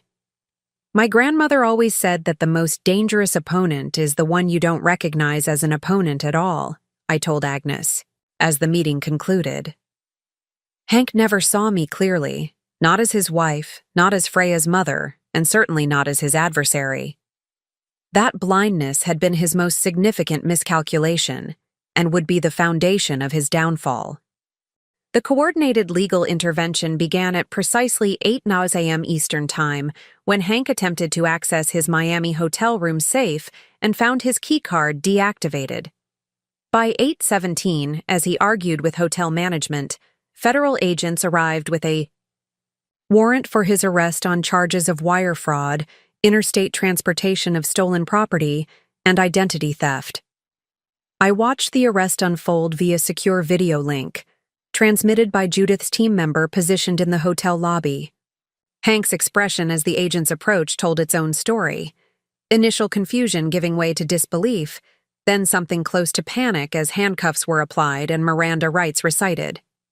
Simultaneously, across multiple jurisdictions, the legal machinery we had set in motion executed with synchronized precision. In Seattle, federal agents secured the condo Hank had intended to purchase, preventing the scheduled closing and freezing the substantial down payment. In Portland, court officers delivered formal notice of civil proceedings to our former home, establishing legal record of the claims against Hank's assets. In 3 different states, previous victims filed coordinated police reports, retroactively documenting the pattern of fraud that connected their experiences to mine. Most significantly, in the digital realm, forensic financial specialists executed court-authorized freezes on 27 separate accounts across 12 financial institutions, capturing the fragmented trail of stolen funds before they could be moved beyond jurisdictional reach. "First, phase complete," Vernon reported, monitoring the activity feeds. "All primary targets secured. Subject is in federal custody. Assets frozen. Documentation served." Amy nodded in satisfaction. "The Miami prosecutor has confirmed they'll seek denial of bail based on flight risk and pattern of identity concealment. Arraignment is scheduled for tomorrow morning." I shifted Freya to my shoulder, gently patting her back as I absorbed the reports of Hank's rapidly collapsing world. The man who had planned to be sipping cocktails on a Bora Bora beach by sunset was instead being processed into a federal detention center, his carefully constructed escape routes systematically blocked, his hidden resources methodically exposed. "Has he requested legal representation?" I asked. "Yes," Amy replied. "He's asked for a public defender, claiming his assets are inaccessible. The irony is remarkable." Indeed it was. The man who had drained my accounts while I was in labor, believing he was leaving me financially devastated, now found himself genuinely destitute, dependent on court-appointed counsel while a team of the country's top financial and legal experts dismantled his schemes. "What happens next?" Agnes asked, clearly, trying to comprehend the scale and speed of the intervention. The criminal proceedings will move at their own pace, Amy explained. But the civil recovery efforts can proceed simultaneously. We've already secured temporary orders freezing all identified assets pending resolution. Vernon added, the federal prosecutor has indicated willingness to include restitution for all victims as part of any potential plea agreement. Given the strength of the evidence, they're expecting Hank to seek terms rather than risk trial. The most surprising development came shortly after noon, when Judith received word that Hank had asked to speak with me. The request had come through his appointed attorney, a conversation to resolve matters privately before proceedings advanced further. It's a manipulation attempt, Amy cautioned immediately. He's looking for leverage or sympathy. Or trying to gauge how much you actually know, Vernon suggested. He may be hoping this is a simple angry wife response that he can manage, rather than the comprehensive legal intervention it actually is. I considered the request carefully, weighing the potential risks against the opportunity for final resolution. I'll speak with him, I decided, but on my terms, with full recording and legal representation present. The call was arranged for Thursday p.m., conducted via secure video conference with Hank appearing from a small interview room in the detention center. He looked disheveled, the confident executive persona replaced by something altogether more desperate. His eyes widened slightly as I appeared on his screen, Freya sleeping peacefully in my arms, not in Agnes's modest guest room, but framed by the unmistakable luxury of the lake house's great room. Lucia, he began, his voice attempting warmth, despite the circumstances. This is all a terrible misunderstanding. If we could just talk privately— There's no misunderstanding, Hank, I interrupted calmly. Or should I call you Henry? Or perhaps Carson? You seem to use different names in different circumstances. His expression faltered briefly before he attempted recovery. You're upset about the money. I understand that. But there's an explanation. For draining our accounts while I was giving birth? I asked, keeping my tone even. For establishing shell companies to hide the transfers? For purchasing one-way tickets to Bora Bora? For the other women before me who experienced exactly the same pattern of fraud? With each question, his face registered increasing shock, the realization dawning that this was no emotional confrontation, but a precisely targeted deconstruction of his scheme. How did you— he began, then stopped, reassessing. Look, whatever you think you know, we can work this out between us, for Freya's sake. I studied him through the screen. This man who had shared my home, my bed, my life for 3 years, and who had remained a stranger throughout. In his eyes, I could see him recalculating, searching for the angle, the approach, the vulnerability that might offer escape. There's nothing to work out, Hank, I replied simply. The federal prosecutors have everything. The accounts, the aliases, the pattern across multiple victims. This isn't about emotion or negotiation. It's about consequence. As the full implication of his situation became clear, Hank's desperate charm gave way to something harder, more authentic in its naked self-interest. What do you want? There must be something you want. I adjusted Freya gently in my arms, allowing him a clear view of the daughter he had abandoned. Just this, for you to understand exactly who you attempted to victimize. Not a vulnerable new mother with limited resources, but a Wilson woman with generations of preparation for men exactly like you. The name registered instantly. Wilson, not as a common surname, but as the financial dynasty it actually represented. His eyes darted around the visible portion of the lake house, recognition dawning as context finally aligned. You're that Wilson? He asked, incredulity breaking through his practiced control. The real estate family? I am, I confirmed simply. And you never knew because you never bothered to look beyond the surface I presented. You saw what you expected to see, a conventional wife with conventional resources that could be conventionally stolen. The video call ended shortly thereafter, Hank having nothing to offer but desperate proposals that held no interest for me. As his image disappeared from the screen, I felt not triumph, but a quiet sense of completion. The confrontation hadn't been about revenge or even justice in the emotional sense, but about establishing truth, a clear record of actions and consequences that would become part of our family history. "Well done," Amy said quietly as the call disconnected. "Perfectly handled." I looked down at Freya, still sleeping peacefully despite the momentous exchange she had just witnessed. "It wasn't for me," I told Amy. "It was for her. Someday she'll need to understand who her father was and why he isn't part of her life. Now there will be a clear record, not just of his choices, but of how I responded to them." In that response lay perhaps the most important lesson of all, that a Wilson woman meets betrayal not with helpless victimhood, but with strategic resolve, transforming crisis into opportunity through preparation, patience, and unwavering clarity about her own worth. 6 months after Hank's arrest, I stood on the terrace of the lake house, watching autumn leaves drift onto the water's surface. Freya, now strong enough to hold her head up during tummy time, lay on a blanket beside me, batting at colorful toys suspended from an activity arch. The legal proceedings against Hank had progressed with systematic efficiency, faced with overwhelming evidence from multiple victims and jurisdictions. He had accepted a plea agreement that included significant prison time, financial restitution, and permanent restrictions on his future financial activities. The civil cases had been similarly resolved, with court-ordered recovery of assets wherever possible. More importantly, I had emerged from the experience fundamentally transformed, not broken or diminished as Hank had intended, but strengthened and clarified in purpose. The most significant change had been my decision to fully integrate the separate aspects of my life.